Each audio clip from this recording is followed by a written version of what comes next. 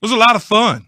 I mean, it was really, really, really a lot of fun. But when you look at it as a whole, though, things didn't turn out the way that I envisioned it. I had Green Bay winning the game just because I thought it was Aaron Rodgers' time.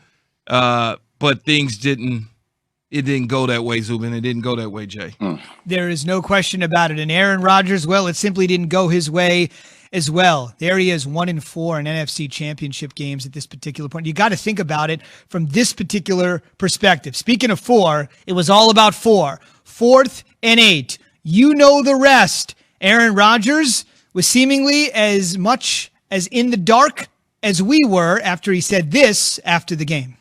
Based on the call, Matty allowed me to call that third down play. If I had known we were going to kick it, if we didn't get it, maybe something else would have been maybe gone with some sort of, crossing routes maybe there instead. But I thought maybe we're going to have 4 chances to go. And Jay, I would tell you right off the bat on the other side, Matt LaFleur said, sure, I regret it, but he didn't seem nearly as broken up as Aaron Rodgers did. You could just hear it there in his voice. 2 words, Zubin. Fireable offense. Ooh. Fireable offense, Key. Matt LaFleur robbed Aaron Rodgers of his legacy moment. Let's put this in perspective about how talented this Green Bay Packers team is in the red zone. Key, they are the best team in NFL history in red zone this season with 48 touchdowns on 60 trips. The best team in NFL history this season in the red zone, 48 touchdowns on 60 trips. That's like not giving the ball to Michael Jordan for the last shot or allowing him to make the last play. And the fact, Key, that there was miscommunication, and the fact that Aaron Rodgers at the post-game presser says there was miscommunication, well, if I know we were going to kick a field goal, maybe I would have made a different play at the line of scrimmage. That's beyond me. And if I'm Aaron Rodgers, if I'm taking this time to really determine whether I want to come back to Green Bay right now, or if I want to pull Deshaun Watson and say, I'm going to get my tail out of there, I'm putting this whole season into context. Let me see. We didn't get Michael Pittman. We didn't get, a top wide receiver. We got Jordan Love. Okay, I had an MVP year. I destroyed everybody. 13-3, one of the best records there is in the NFL. I'm the MVP, and I don't have the ball in my hands down the stretch to make a play. How do you even look your head coach in the eye moving forward, Key? I don't know how you do it. Well, you look your head coach in the eye because you're part of and cursing what out went on yesterday as a little bit of the problem. I think when Aaron Rodgers can get a pass on the 4th down situation and to kick the field goal. But I felt that on 3rd down, he had an opportunity to run. He felt like there was somebody behind him.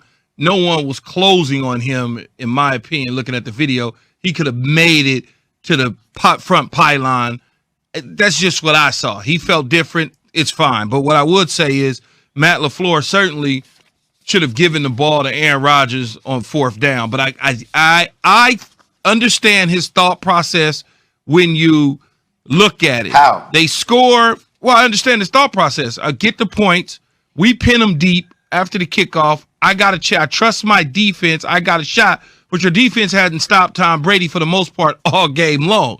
But I also, when I look at it, I can say this. Give it to Aaron Rodgers on 4th down. If he doesn't get it, I would rather take my shot at Tom Brady backed up at the 5-yard line opposed to having Jadon Mickens slide down at the 25. You've given them about 20 yards of real estate where their backs are not backed up. The play calling changes when you are deep in your own territory from an offensive standpoint because they threw the ball right there and advanced it to continue to move the clock and get the 1st down. Now, if you're backed up at the 5-yard line, so to speak, or let's say they're around the 5 or whatever because they did not get in, it's a different mindset for a coaching staff on the other side for Byron Leftwich. He's calling a different play because he doesn't want to take a chance on clock stoppage, something happening, interception, sack fumble, safety,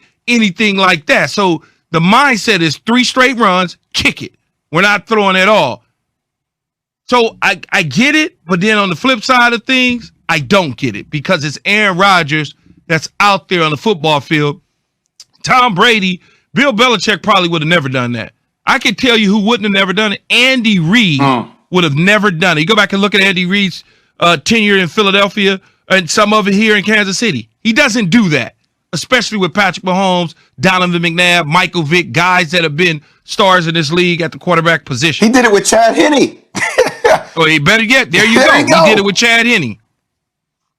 Think about it from this standpoint, fellas. LaFleur's done a great job, obviously, overall, back-to-back 13-3 seasons, being on the brink of the Super Bowl in back-to-back years. But right now, that terrific 2-year start has been completely washed away by one call. We should mention just the defense of LaFleur. I'm not defending the indefensible to many out there, but LaFleur's rationale was they had 3 timeouts. They were going to get another timeout at the 2-minute warning, which actually came at 1:56. So he thought they could stop the clock on 4 different occasions. Obviously, there was the mitigating factor of we've got to give the ball back to Tom Brady. And when you have the GOAT on the other side, yeah, you got Rodgers on one side, but with Brady on the other side, you got to get the ball back. And just want to mention, this is something we'll get into throughout the course of the morning. Jay and Key have both mentioned this. Contracts are made to be broken. Aaron Rodgers is tied to the Packers through the 2023 season via a $134 million extension, but he was the first guy after the game to essentially say futures are uncertain here in Green Bay, including mine. On the way this morning, Tom Brady is headed to his 10th Super Bowl. He's got a career full of lifetime accomplishments, but is what he did yesterday with his brand new team the best one of all? The fellas weigh in, and we want your opinion next on ESPN Radio. Tom's a GOAT. Last year, I think we ended 7-9. He's probably the biggest reason we are where we are. It's a tough journey to get here. You know, now home Super Bowl for the first time in NFL history. I think if any time you're the first time doing something, it's usually a pretty good thing. This is Keyshawn, J. Will, and Zubin. To think that it's going to his 10th Super Bowl, has, appeared in the championship game as many times as he has. And when you think about all of the great quarterbacks that have ever played the game, guys that have gold jackets or will have gold jackets that aren't even in the same discussion in terms of postseason accomplishments, it's remarkable. And then to think that, he's doing it after entering the league the way he entered the league and taking over for Drew Bledsoe the way he took over, and then doing it at 43 years old and doing it on the road. It's just, John, it's incredible. Last big spot in the game then, Tim. Packers' decision to kick a field goal on 4th and goal from the 8 to pull within 5, 2 minutes to play and turn it over to the defense.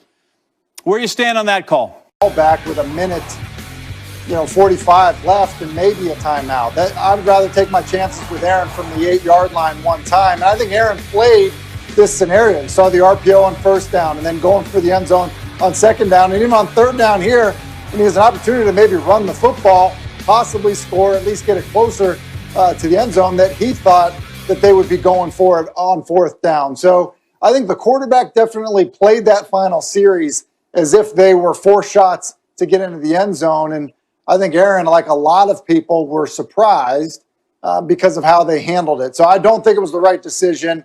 I don't love second-guessing people, but even at the time, didn't make a ton of sense to me. You know who agrees with you, and I haven't talked to all of them, but I'm pretty sure the state of Wisconsin is on your side. You betcha they do. Yep, Tim, very good. Thanks. We'll look forward to seeing you here in just a minute. We'll break down what happened to the AFC. Andy Reid's going to go to a Super Bowl again. Meanwhile, weird game, weird year as it turned out for Aaron Rodgers. Probably going to win the MVP. Probably outplayed Tom Brady. Just couldn't get in sync. Then after the game, he started saying some things like, maybe this is it in Green Bay. Maybe like Tom, he's going to look for a fresh start. Here's Rodgers after the heart-wrenching loss. A lot of guys' futures that are, uncertain, myself included. That's what's sad about it most. Getting this far, obviously there's going to be an end to it at some point, whether we make it past this one or not. But just the uncertainty is tough, and the finality of it all. I'm going to have to take some time away for sure and clear my head and just kind of see what's going on with everything. 3 years left on that contract he signed in 2018.